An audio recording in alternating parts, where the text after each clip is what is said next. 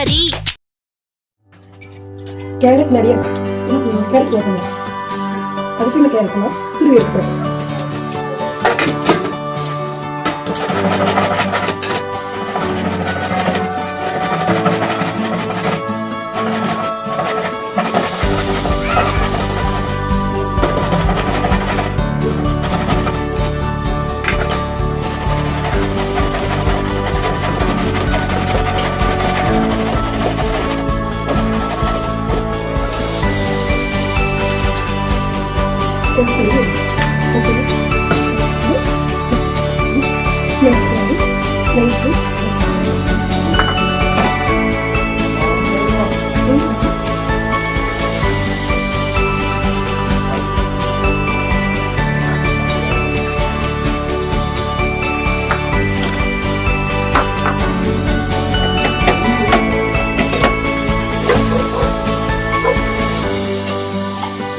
Carrot வந்து எவ்வளோ எடுத்துருக்கணும் ஒரு பால் ஐநூறுக்கு வந்து இதில் 2 டம்ளரில் வந்து 3 கப்பில் கேரட் எடுத்துருக்கேன்.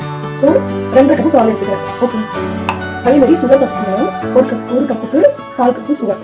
அப்போ வந்து 3 கப்பு நான் கேரட் எடுத்துக்கிறேன். So 3/4 cup sugar. Okay, measurement. Okay,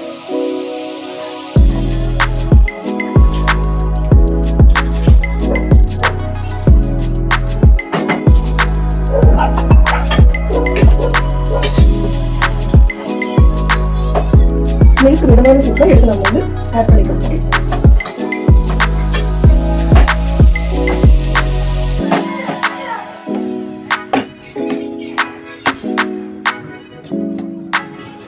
மிதமான சூட்டில் இது கொஞ்சம் நேரம் ஆகிடும். ஓகே, அப்பப்போ கிளறி விட்டுக்குங்க.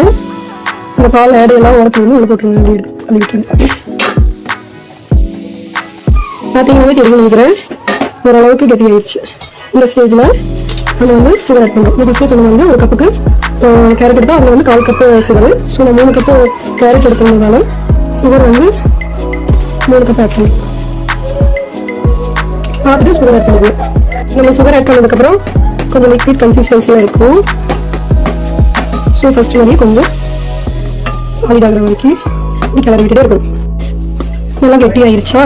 இந்த ஸ்டேஜில் நம்ம வந்து வாசனைக்காக ஏலக்காய் பொடி கொஞ்சம் ஆட் பண்ணிக்கிறோம். மிக்சியில் தான் அரைச்சா ஸோ அதனால இப்படி இருக்கு. நெக்ஸ்ட்டு நம்ம ஆல்ரெடி வறுக்க வச்சு நட்ஸ் ஆட் பண்ணிக்கிறோம்.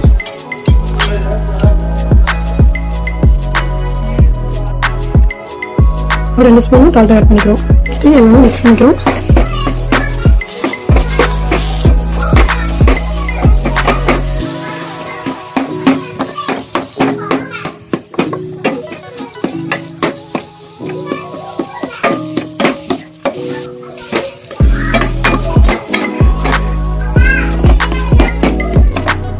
ஒரு 2 to 3 மினிட்ஸ் வந்து சிம்மில் வச்சுருங்க. கொஞ்சம் நேரம் ஆகிடும். வா, நம்ம கேரட் அல்வா ரெடி ஆயிடுச்சு.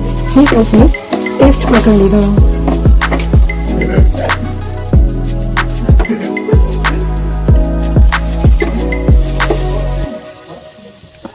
நீங்கள் இதே மாதிரி செஞ்சுட்டு எப்படி இருக்குன்னு கமெண்ட்ல சொல்லுங்க. டேஸ்டா இருக்கா டாடி?